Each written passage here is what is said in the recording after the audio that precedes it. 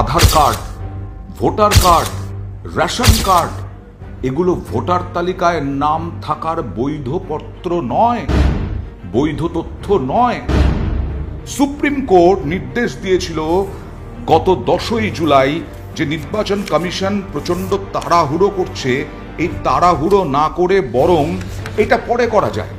এই যে SIR যেটা বলা হচ্ছে স্পেশাল ইন্টেন্সিভ রিভিশন, এটা পরে করা যায়, সময় নিয়ে করা যায়, এটা একটা বড় বিষয়। সুপ্রিম কোর্ট বলেছিল যদি তার মধ্যে এত তাড়াহুড়ো করছেন কেন, তার মধ্যে বরং আপনারা ভোটার কার্ড, আধার কার্ড এবং রেশন কার্ডকে আপনারা বৈধ হিসেবে দেখুন।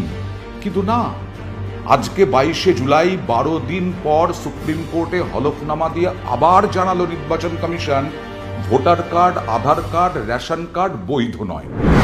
আমার ভোটার কার্ড আছে, আমার আধার কার্ড আছে, আমার রেশন কার্ড আছে, সেগুলো আমার ভোট দেওয়ার ক্ষেত্রে সেগুলো বৈধ থাকছে না। তাহলে কি চাইছে নির্বাচন কমিশন?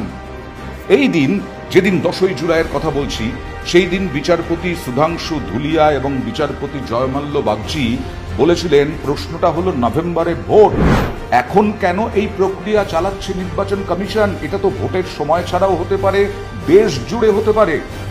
সুধাংশু ধুলিয়া বলেছিলেন বিচারপতি তালিকা সংশোধনের জন্য যে সময়সীমা দেওয়া হয়েছে সেটাও বাস্তবসম্মত বলে মনে হচ্ছে না। শুধু এখানেই থামেননি সুধাংশু ধুলিয়া, তিনি বলেছিলেন এখনই এই সব নথি চাওয়া হলে আমিও তো দিতে পারবো না। তাহলে নির্বাচন কমিশন কি চাইছে? ইতিমধ্যেই বিহারে প্রায় 1.25 কোটি ভোটারের তালিকা থেকে নাম বাদ গেছে।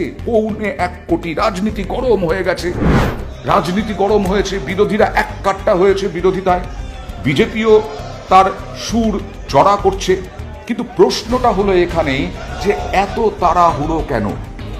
Special revision, special intensive revision, সেইটা নিয়ে হঠাৎ করে এত তাড়াতাড়ি নামতে হলো কেন? এখানে আদালত মন্তব্য করেছিল 10ই জুলাই যে এই মামলায় এমন কিছু গুরুত্বপূর্ণ প্রশ্ন উঠেছে যা গণতন্ত্রের শিকড়ের সঙ্গে যুক্ত, অর্থাৎ নাগরিকের ভোটাধিকারের সঙ্গে যুক্ত। আমি নাগরিক, আমার ভোটাধিকারের পূর্ণ স্বাধীনতা আছে, পূর্ণ অধিকার আছে, আমি কেন ভোট দিতে পারবো না? অর্থাৎ এক্ষেত্রে তিনটে বিষয় বিবেচ্য আদালত বলেছিল। 1, নির্বাচন কমিশনের এ ধরনের নিবিড় সংশোধনী চালানোর ক্ষমতা। 2, সংশোধনীর পদ্ধতি এবং প্রক্রিয়া। 3, খসড়া ভোটার তালিকা তৈরির জন্য যে সময় বেছে নেওয়া হয়েছে এবছরেই নভেম্বরে ভোট, তাই খুব বেশি সময় নেই। আর নাগরিক আপনি ঠিক করার কে নির্বাচন কমিশনকে প্রশ্ন করেছিলেন বিচারপতি, সেটা তো দেখবে কেন্দ্রীয় স্বরাষ্ট্র মন্ত্রক। তাহলে বাদ যাচ্ছে কিভাবে ভোটার তালিকা থেকে এত নাম? আর এই নিয়ে রাজনীতি তুঙ্গে, অবশ্যই রাজনীতি তুঙ্গে হবেই, কারণ সামনে পশ্চিমবঙ্গে বিধানসভা ভোট। সামনের বছর এই সময় সবকিছু পরিষ্কার হয়ে গেছে। আর সেই সামনের বছর বিধানসভা ভোটে এ রাজ্যের শাসক দল মনে করছে যে স্পেশাল ইন্টেন্সিভ রিভিশন এ রাজ্যের ক্ষেত্রেও হবে। কিসের ভিত্তিতে লক্ষ লক্ষ নাম বাদ যাবে? মনে করা হচ্ছে বার্থ সার্টিফিকেট চাইছে। অনেকের বার্থ সার্টিফিকেট নেই। অনেকে যখন ভোটার কার্ড হয়ে গেছে, আধার কার্ড হয়ে গেছে, রেশন কার্ড হয়ে গেছে, অনেকেই আর গুরুত্ব দেন না বার্থ সার্টিফিকেটের ওপরে। আমার বাবার মায়ের বার্থ সার্টিফিকেট যদি দেখতে চাওয়া হয়, সেই বার্থ সার্টিফিকেট নেই। তাহলে আমার কাছে ভোটার কার্ড আছে, আধার কার্ড আছে, রেশন কার্ড আছে, তারপরেও আমি ভোট দিতে পারবো না। কি কারণ? নির্বাচন কমিশন বলছে আধার কার্ড জালে ভরে গেছে, ভোটার কার্ড জালে ভরে গেছে। হ্যাঁ, আধার কার্ড নাগরিকত্বের প্রমাণ নয়, আমরাও জানি, কিন্তু ভোটার কার্ড আছে।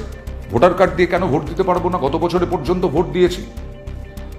ভোটার কার্ড জাল, আধার কার্ড জাল, রেশন কার্ড জাল, মানলাম, কারণ একটা চক্র, বিরাট চক্র কাজ করে এই আধার, ভোটার, রেশন কার্ড জালিয়াতিতে। কিন্তু আমার প্রশ্ন যে সেটা তো রাষ্ট্র দেখবে যাতে আমার আধার কার্ডটা সুরক্ষিত থাকে, আমার ভোটার, আমার রেশন কার্ড সুরক্ষিত থাকে। আমার তাতে কি দোষ? যাদের নাম বাদ যাচ্ছে তাদের কি দোষ? সাধারণ মানুষ, খেটে খাওয়া মানুষ, তারা কি ভোটার কার্ডের পেছনে ছুটবেন, আধার কার্ডের পেছনে ছুটবেন, নাকি বার্থ সার্টিফিকেটের পেছনে ছুটবেন?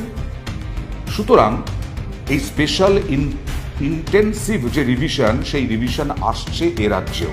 আর তাই গতকাল 21-এর মঞ্চ থেকে তৃণমূল নেত্রী একেবারে সুর চড়িয়েছেন, বলেছেন এ রাজ্যে যদি এরকম হয় একজনেরও নাম বাদ যায় তাহলে নির্বাচন কমিশনের অফিস ঘেরাও কর্মসূচি হবে।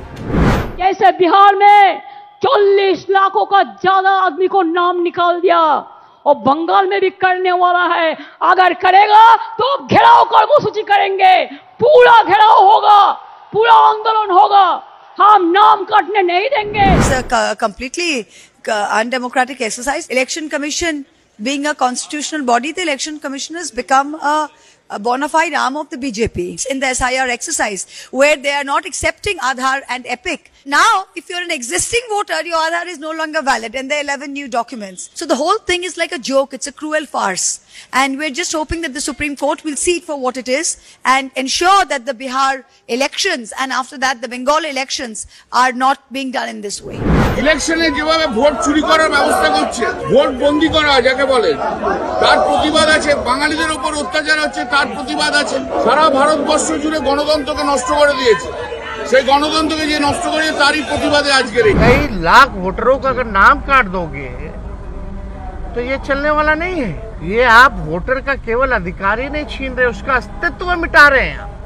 देश का नागरिक कौन होगा नहीं होगा ये चुनाव आयोग तय नहीं करेगा, ये तय करने वाला भारत सरकार गृह मंत्रालय है।